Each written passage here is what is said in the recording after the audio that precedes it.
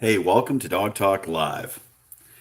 My cohorts and I are pretty busy today, so in this week, so we decided to do our Dog Talk Live event now. We're live on YouTube as well as Facebook. We try to do this once a week. Last week we missed. Just busy times, busy times. So my week was starting to blow up, and I'm sitting here working on our social media, and I thought, why not jump in and throw it up there now and see if we can get some people out there that will have some questions about dogs.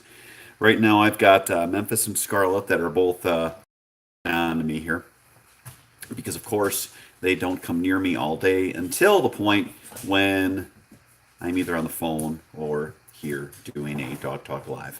As with all of ours that we've done in the past, please let us know where you're from.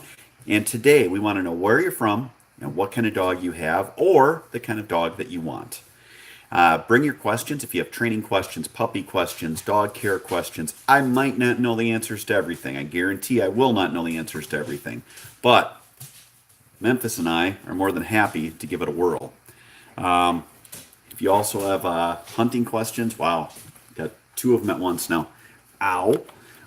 Any hunting questions? It's not too early for that. Again, let us know where you're from. Let us know what questions you have.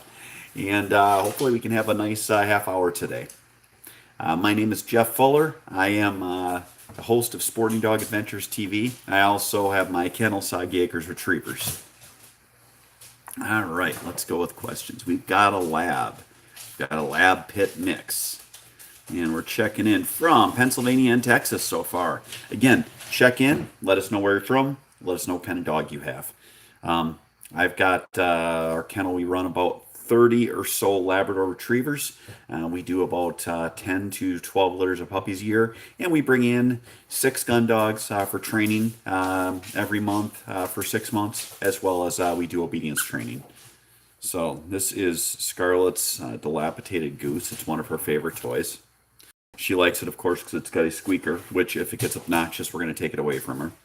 But again, today is in Wisconsin, our weather is about 55 degrees, not overly warm and somewhat rainy. So challenging year for getting dogs into the water and working with them. Again, if it's the first time into the water, you want it to be a pleasant one. So we had to wait until a little later because we didn't want it to be too cold for these young dogs. I work primarily with young dogs, and the goose has been taken away. And it's something that you want to basically let the dogs, when they're first going into water, make the decision themselves. What I will do is I'll actually work with dogs, and I will have other dogs present. So I'll get them retrieving something, and then I will throw that item into the pond, bumper into the pond, and that will get the older dogs to jump in because, of course, they like the water, and the younger dogs eventually the competition will make them jump in, and they just can't handle it. They can't stand the competition. So let me see here.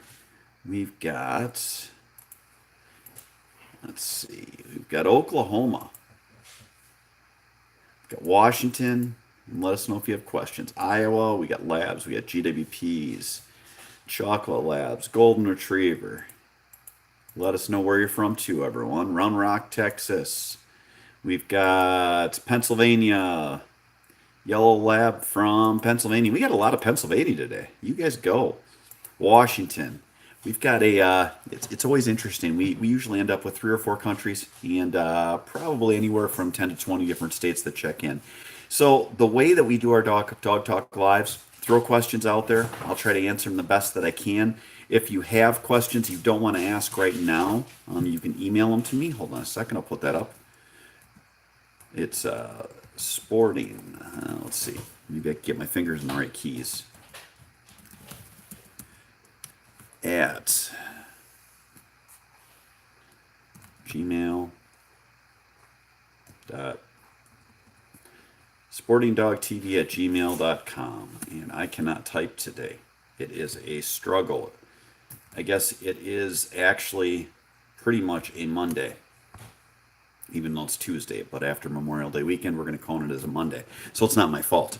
I've changed my desk. If you guys look in the background, we are in a different position in the house. My wife decided that I could no longer use the entire kitchen table as my desk. So now I'm at a desk. Made her happy, happy wife, happy life. We got Georgia. Let's see. We got Wisconsin. All right, keep them coming. We got GSPs, we got GWPs, we got labs, we got golden retrievers. We don't have any questions yet. Throw your questions out there, everyone. I want to help you so that you can get more out of your dog. Let's see here. Upstate New York, 8-month-old lab. Want to try to work with him on blind retrieves. Any suggestions? Joey, when you're going to do something with blind retrieves, you got to make sure that you are working in a tiered system and doing a step-by-step process. You're going to start with your obedience, your e-collar conditioning, and your force fetch, and then you're going to move into where you're working on blind retrieves. There's so many different facets of blind retrieves. You have handling, which you start out where you are putting the dog like they're on the pitcher's mound, and you're sending them to first base, to second base, or to first base, to third base, and to second base. You also then start something called pattern blinds. It's a process that you're going to want to find yourself something to follow. So I would find a good book or a something online where you can start where you're working on your handling as well as your lining drills as well as your cold blinds, and then moving into your actual blinds. Teaching a dog good blinds can take anywhere up to 6 months of solid training. So it's something that is going to be quite a while, quite a process. But once you do it and the dog has it, it is so fun to run with them in the field. Let's see here.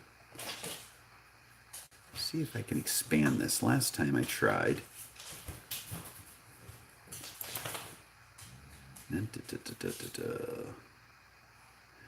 Trying to see if I can expand my thing here.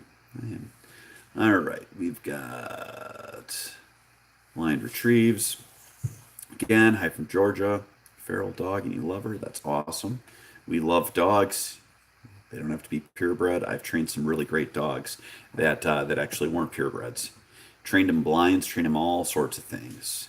Hello, Mr. Colin. How are you? Up in Saskatchewan. We got a 17-year-old GSP. Do you ever breed any yellow labs from South Carolina, originally from Wisconsin? Catherine, we actually breed a yellow. Our yellows are a little bit more of a darkish red. I've got one female right now that's in heat that is a middle colored yellow. So we'll have everything from like a medium yellow to a dark red because we're going to breed her to Pappy. But yes, we do have, I'd say probably about 4 to 5 litters a year. All right, let's see here. Dogs know when they're getting overheated. No, dogs, when you take a dog out and it is hot, you have to be safe for your dog. The dogs will literally run until they drop. I had one of my dogs a few years ago, told my son out, just go out and let him run around. He decided to take it upon himself to play retrieve with the dog. It was about 90 degrees. The dog collapsed from heat because he was just running and running and running. We had to put a cold hose on him. We had to pack him with anything in the freezer that was cold and bring his body temperature down. It was scary. His body temperature was up around 106-ish.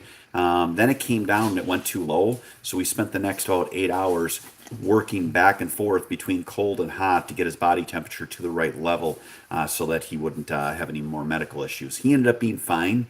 But again, this was in Wisconsin. It was probably 85 to 90 degrees and very humid out. And my son was just playing with the dogs. So you have to be careful for the dogs, be safe for the dogs so that you don't overheat them. Let's see. All right, that was overheating. We got English setters. You're welcome, Joey. Hey, quiet. Up. So I have to cut out. We're going to stop in a little later. We actually have to go. I got a training client that just came. But do me a favor, put your questions up here, and then we will try to answer them later. I will try to get back on later in the week. I knew we were going to be a little pinned on time today. I apologize for the shortness of it, but please type out your messages so that I have them.